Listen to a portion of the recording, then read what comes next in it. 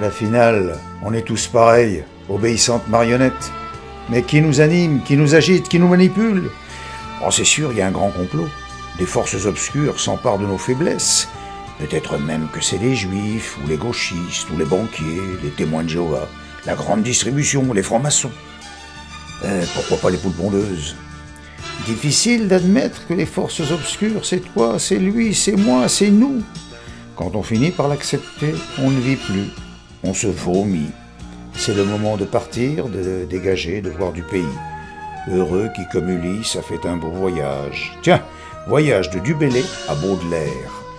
Amer savoir celui que l'on tire du voyage. Le monde monotone et petit d'aujourd'hui, hier, demain, toujours, nous fait vivre notre image, une oasis d'horreur dans un désert d'ennui. Inutile de se voiler la face, le niqab, on le porte à l'intérieur. L'ami, si toutefois tu n'as plus rien à lire, eh bien écris et lis ce que tu as écrit. On a toujours quelque chose à se dire, et parfois, vaut mieux le taire.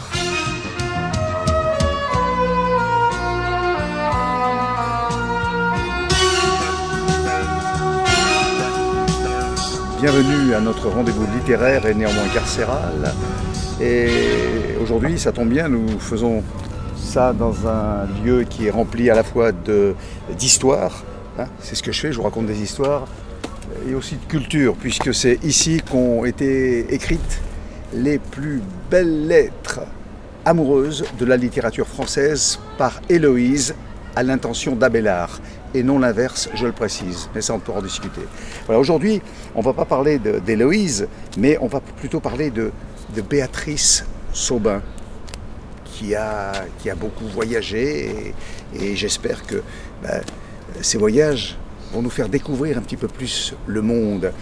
Et notamment, elle a fait une escale qui a duré plus d'une dizaine d'années en Malaisie, dans une prison. Je vais vous lire un petit peu l'introduction de son texte, qui est fort intéressante, le prologue. Penang, Malaisie, 17 juin 1982. La Cour ordonne que vous, Béatrice Saubin, soyez conduite de cette enceinte jusqu'à une prison, puis de là vers un lieu d'exécution où vous subirez la mort par pendaison. La salle d'audience est toujours là. C'est moi qui ai disparu. C'est elle qui parle. Tout est figé, même la foule. Je suis glacé. Pourquoi la mort? Elle ne se concrétise pas, enfin pas encore, avec l'idée d'une corde brisant mes cervicales, faisant éclater mes ovaires. La mort, terreur animale, puis blanche abstraction. L'esprit aussi se glace. Est-ce mon innocence volée, offerte à l'obscénité de cette foule qui semble se repaître de mon visage livide? Moment singulier, glas inévitable de toute vie, réparti sur chacun de nous. Je vais mourir, ils l'ont dit, ils le veulent. Pourquoi? Plus rien n'existe. Cauchemar complet qui se vit éveillé. L'horreur en plein fouet, en totale conscience. J'ai tout oublié. Mon enfance, grand-mère, ma vie d'avant, et même les juges. Long cri intérieur d'où jaillit la lame aiguë d'un poignard qui ne blesse que moi. Il faudra que l'on me boucle au quartier privé des condamnés pour que la mémoire, peu à peu, ressuscite cette fille de 20 ans que l'on va tuer. Que s'est-il passé? Quand? Où? Voilà, ça c'est le prologue de son roman qui est intitulé L'épreuve. Alors, elle est condamnée à mort, vous l'avez compris, mais est-ce que moi je suis plus apte que d'autres personnes à comprendre le coup de massue qui s'abat sur son crâne à la lecture de ce verdict?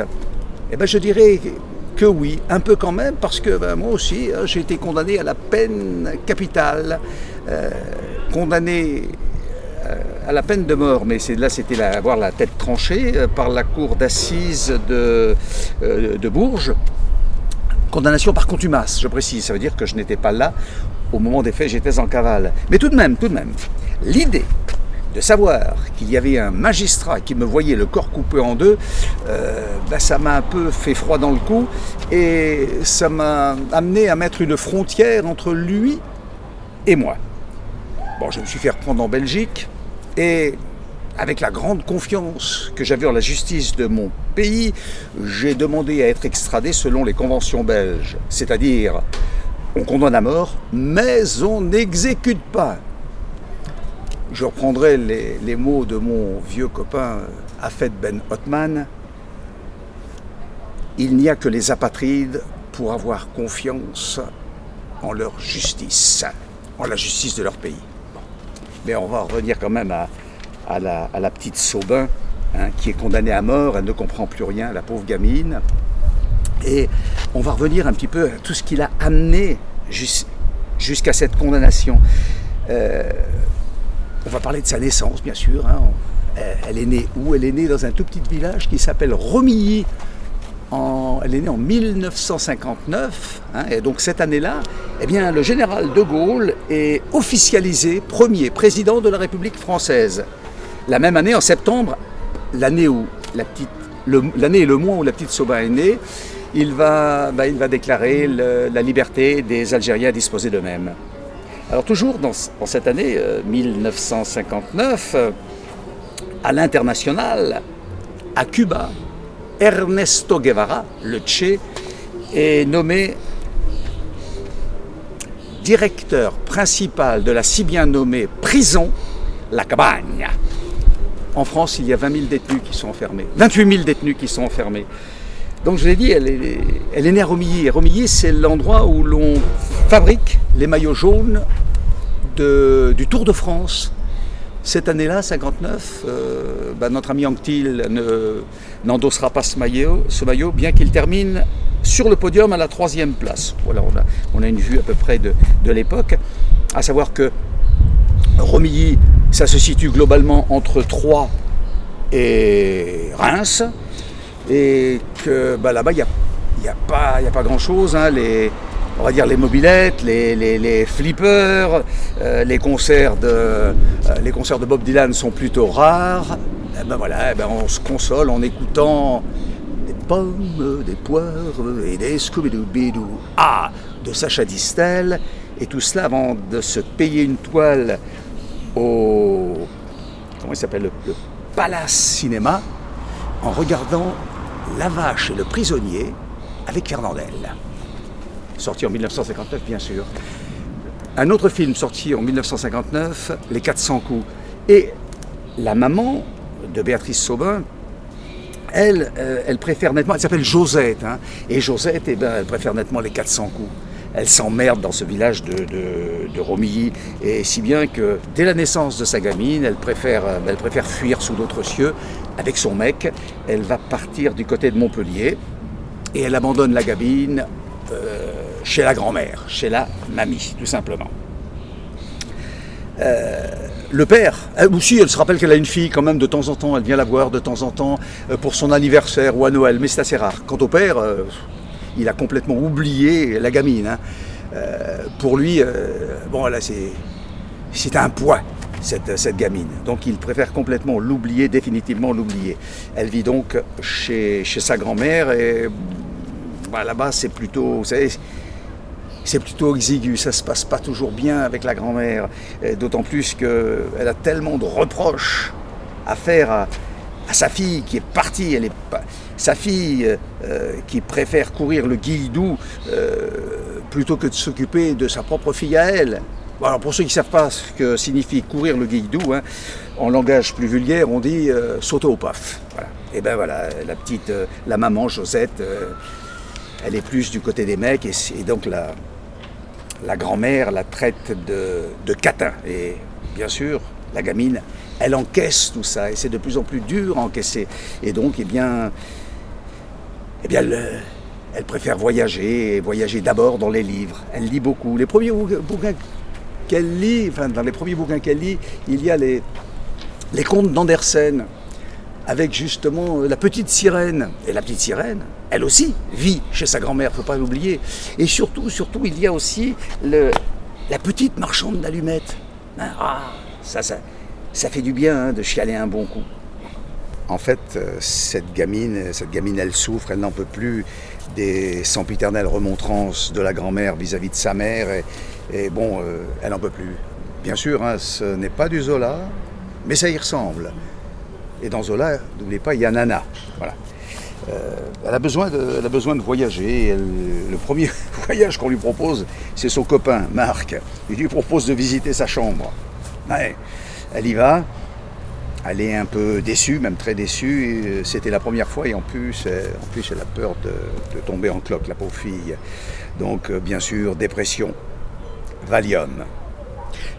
Elle a 14 ans, hein, c'est l'époque de la Maison Bleue à Dessay-la-Colline. Et ça tombe bien parce qu'à la sortie de la bourgade, il y a une bande de jeunes, là, un peu chevelus, les chemises à fleurs, comment ça s'appelle, un peu style babacool. Leur maison est ouverte, lui est ouverte, elle s'y invite, elle y va, et bon, bah, là-bas, ça, bien sûr, ça picole un peu, ça fume beaucoup, ça se tripote, ça baise aussi, ça refait le monde complètement avachi dans un canapé. On peut dire que ce sont les révolutionnaires du Chilom, pour aller vite. Et plus tard, elle va faire la connaissance un ou 2 ans après, elle va faire la connaissance d'une jeune fille qui, comment elle s'appelle, je ne me souviens plus de son nom, peu importe. Elle a 18 ans, cette gamine, elle est donc majeure. Il ne faut pas oublier qu'en 1975, Giscard d'Estaing donne la majorité à 18 ans. Et donc elle peut voyager. Alors curieusement, cette année-là, Josette, vous vous souvenez de Josette? La maman est de passage à Romilly-sur-Seine. Et sa fille lui implore de lui donner une autorisation de sortie. Donc la maman, bah, elle cède, bien sûr, plus ça lui donne un petit peu d'argent de poche, hein, en compensation de toutes les années où elle a manqué à sa fille. Et là, les deux gamines partent en autostop. Alors bien sûr, 2 petites nanas comme ça qui lèvent le pouce. Les automobilistes, ça s'arrête, forcément. Et voilà qu'elles vont traverser la Turquie. Elles traversent la Syrie et elles arrivent à Beyrouth. Alors là, pas besoin de chercher trop longtemps pour trouver le fumoir qui est ravitaillé directement de la plaine de la Bekaa, bien sûr. En plus des joints, il y a aussi un peu de buvard. Hein. Alors ça comment ça s'appelle, c'est les tripes sur du Pink Floyd, je ne sais pas s'il était encore là. Ce sont les tripes, bien sûr. Plus d'argent, elle revient à Romilly, chez la grand-mère. La grand-mère, ce sera toujours le port d'attache. Elles ne s'entendent pas toutes les deux, mais ce sera toujours le port d'attache. Et bien sûr, ça se passe pas trop bien. Du coup, Sabine décide d'aller gagner un peu de pognon à Paris. Elle gagne du pognon. Et là, elle dit, eh ben maintenant, je vais repartir. Effectivement, elle repart. Elle repart, mais elle a décidé de repartir seule et plus loin. Et elle va aller jusqu'en Inde. Elle revient. Ça se passe toujours chez la grand-mère, hein, ça c'est le premier lieu. Ça se passe toujours aussi mal. Elle repart gagner un peu de pognon dans la capitale. Ensuite, un autre départ. Alors là, ça va être un grand voyage. Istanbul, Téhéran, Islamabad, Goa. Goa, les hippies, il reste un petit peu. Et puis, à nouveau, plus de pognon. Ben, elle est obligée de retourner encore une fois à Romilly. Romilly, elle va partir travailler aux États-Unis, s'occuper des enfants d'un riche prince arabe, gagne pas mal de pognon. Et bien sûr, elle repart. Ça va être la Thaïlande, ça va être la Malaisie, ça va être l'Indonésie. Elle revient à Paris et comme ça, elle fait pas mal de voyages vers cet Extrême-Orient, bien sûr, et tout ça, ça dégage un peu des odeurs de shit, hein, pour être honnête. Et un bon douanier, quand il regarde les visas, hein, le passeport, les visas, bah, il se pose des questions. Et inévitablement, il lui pose la question. Rien à déclarer.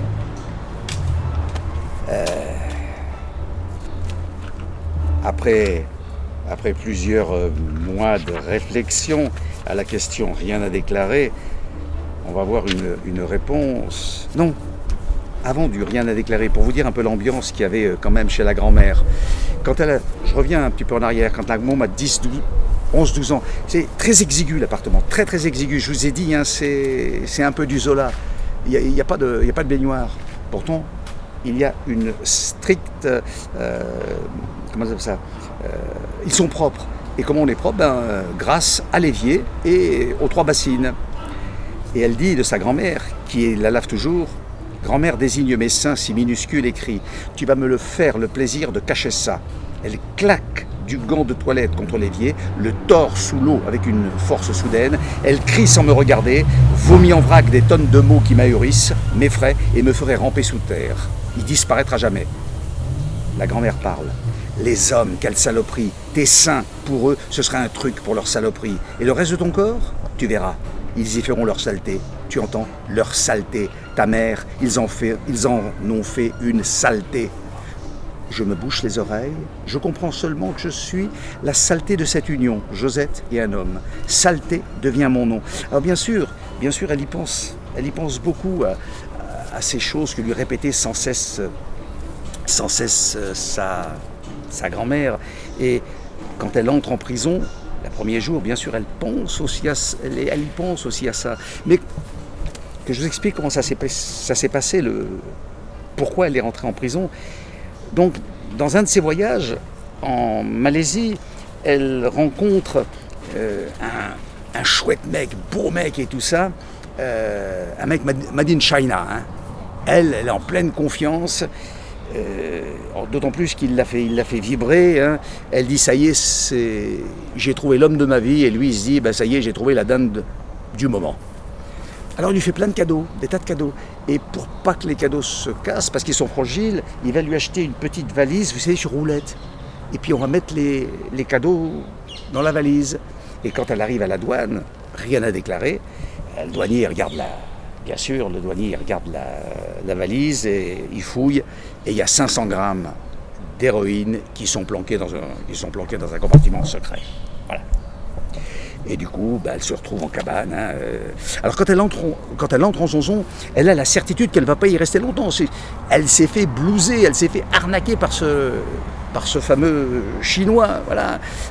Et elle dit, bon, l'enquête de police va facilement le déterminer. Ça va aller vite. Mais vous savez, le chronomètre de la justice, hein, c'est pas le même que celui de l'horloge parlante. Hein. Ça ressemble plus, pour ceux qui connaissent, aux montres molles de Salvatore Dali. Alors, sur le temps, voilà ce qu'elle nous dit. Elle est en prison. Le temps devient un supplice, figé. Comme aucune comparaison n'est possible. 5 minutes? Non, 5 heures. À moins que ce ne soit une nuit ou un mois. Et ce temps toujours beau malgré quelques violents orages. Ce soleil brûlant, étouffant, ce soleil qui fige les vieux dans leurs rides et les heures dans une bouilloire où j'explose. Oh, il y a bien une grosse horloge quelque part. Dans le mur du préau, petite aiguille, grande aiguille, cela a perdu tout sens. Journée identique avec toujours cette réalité pas encore intégrée, je suis en prison. Alors, grâce à un livre qu'elle va réclamer auprès des autorités, un livre anglais, elle est très douée en langue, hein, j'ai oublié de vous le dire, un livre anglais, malaisien. Malais, on dit la langue malais, anglais malais, elle va apprendre la langue du pays. Comme ça lui permettra de savoir exactement ce qu'on dit sur elle. Vous savez, les détenus pourront plus la narguer comme ils le font habituellement. Et parce qu'en plus de ces gens qui lui font du mal, parce que c'est l'étrangère, celle qui nie avoir voulu passer 500 grammes d'héroïne, elle nous dit sur la prison, avec toutes ces filles, c'est la destruction de la personnalité qui est commencée. Où l'on reste 8 jours ou 8 ans. Le travail de la prison a déjà fait son office de termitière. Une machine destructive que rien n'arrête. Alors je répète, grâce à un livre scolaire, elle va apprendre assez rapidement la langue du pays.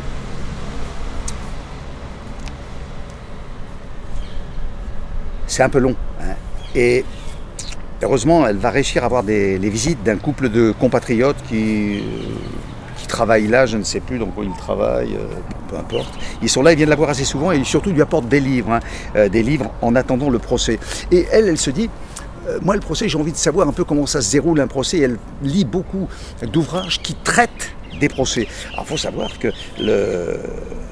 le procès, c'était une valise qui était piégée, elle y était pour rien, mais elle va découvrir un petit peu ce que c'est, comment se passe un procès. Elle essaye de le lire. Et dans cette découverte un petit peu du monde judiciaire, hein, il faut savoir qu'elle se fait des illusions. Hein, et les illusions qu'elle se fait, j'essaie de vous trouver où c'est. J'ai lu un bon nombre de livres rendant compte de procès divers. Je pensais vivre intensément le déroulement des choses, être entièrement présente à mon procès. Or, je réalise que tous les livres sonnent faux. C'est l'auteur qui fantasme. La réalité d'un inconnu est bien différente. L'accusé est d'un seul coup vidé de sa substance la plus vraie. Cette foule qui vous fixe. Sensation d'être nu sous ma robe, nu sous ma peau.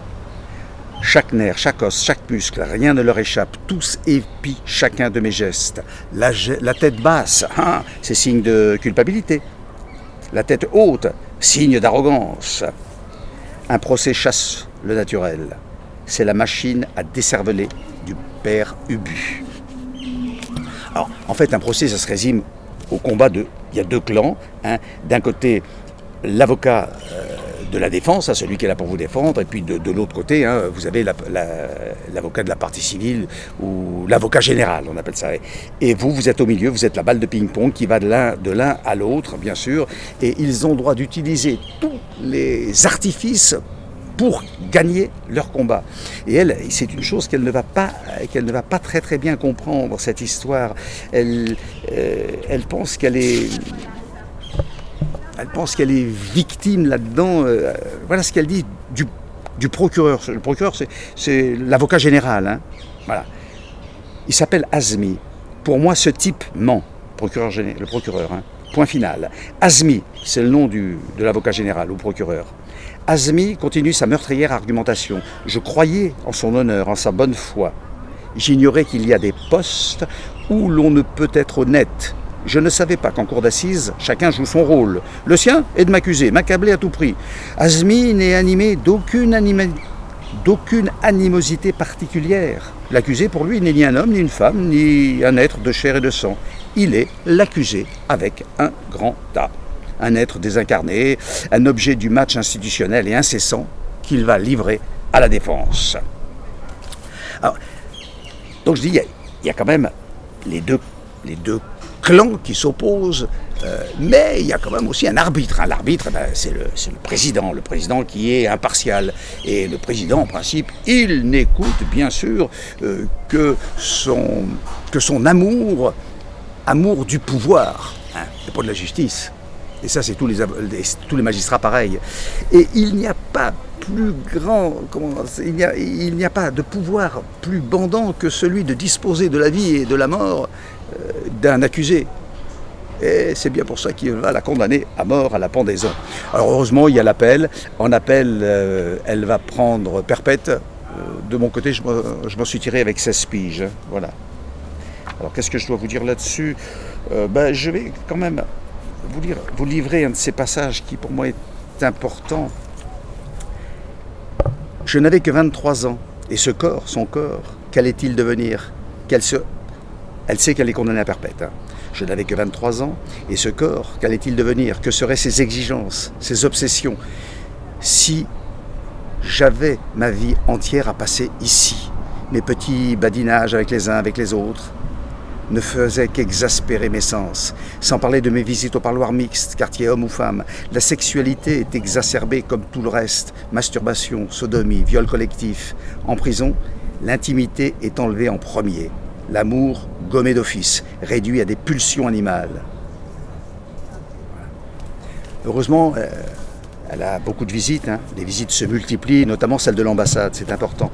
Parce que l'affaire s'est internationalisé pour aller vite. Ça va beaucoup l'aider quand même, hein, bien sûr.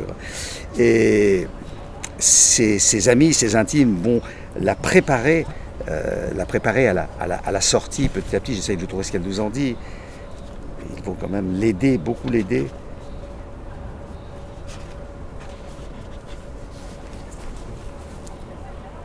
La prison tisse lentement une sorte de sécurité qui affaiblit toutes les facultés de réinsertion. Être libre, c'est justement réapprendre les codes de la vie, sans parachute, sans l'infamante protection des gardiens et des murs.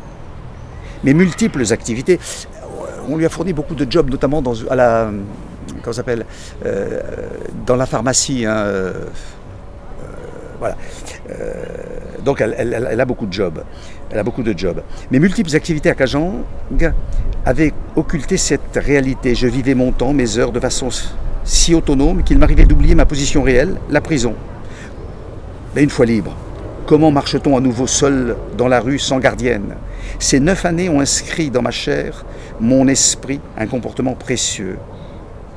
J'ai dû régresser, sautiller, négocier chaque demande avec de... Mes multiples activités à Kajang avaient occulté cette réalité. Je vivais mon temps, mes heures, de façon si autonome qu'il m'arrivait d'oublier ma position réelle. J'étais en prison. Kajang ne me prépare... Kajang, c'est la prison. Hein. Kajang ne me prépare pas à vivre l'idée même de la liberté. Comment marche-t-on à nouveau seul dans la rue sans gardienne? Ces 9 années ont inscrit dans ma chair, mon esprit, un comportement précieux. J'ai dû régresser, sautiller, négocier chaque demande avec le ton bête d'un enfant abruti. Perd-on d'un seul coup les habitudes, les ruses de la prison? La prison a-t-elle mutilé à jamais ma nature? Perdrais-je cette habitude de m'humilier devant chacun pour obtenir un avantage? Alors je répète, hein, en prison sans arrêt, je sollicite de votre haute bienveillance, monsieur le surveillant, s'il vous plaît, je souhaiterais de... Voilà, on n'arrête pas de s'humilier, il n'y a rien à faire. Personne n'échappe aux conséquences du système carcéral. La prison, c'est une traversée mouvementée dans un bateau tout noir, fermé de toutes parts. Quand on la quitte, vers on ne sait quel port, on est pris de ce que les marins nomment le mal de terre. Vertige, tangage, que seule une sérieuse réinsertion et surtout un bon entourage peuvent aider à dissiper. Afin d'éviter la tentation de revenir dans les cales de ce mauvais navire, à partir de cette soirée, j'ai compris, la soirée où elle apprend qu'elle va être libérée, hein, j'ai compris pourquoi il y a tant de récidives. Comment endurer sans appui, sans travail, sans maison, le tangage du monde. Beaucoup préfèrent retourner derrière l'abominable sécurité des barreaux. Mais voilà, de la libération, elle sait qu'elle va être libérée, à la liberté, ben voilà, il y a tout un océan de la libération à la liberté, un grand océan qu'elle va avoir quelques difficultés à traverser. Et une fois qu'elle est libre, elle dit, je me demande si mes mains, trop longtemps menottées, sauraient tenir la barre du bateau ivre de ma liberté. Alors le bateau ivre, hein, beaucoup connaissent, hein, comme je descendais des fleuves impassibles, je ne me sentis plus guidé par les hâteurs, des peaux rouges criards les avaient pris pour cible et attachés nus au poteau de couleur. C'est un poème un peu, on va dire, un peu baroque pour aller vite. Donc, elle dit, si je me demandais si mes mains trop longtemps menottées sauraient tenir la barre du bateau ivre de ma liberté, si j'en étais capable. Terreur 1000 fois imaginaire. Rien de semblable ne se produit. La joie ne déferle pas. La bouche reste close. Je ne bondis pas telle une acrobate. Je n'ai pas peur de ma liberté, c'est bien pire. Cette liberté qui ne doit rien à la justice, je me l'étais donnée. La victoire, ma victoire sur le désespoir, je l'avais déjà remportée. Il n'y avait plus de grille sur mon cœur.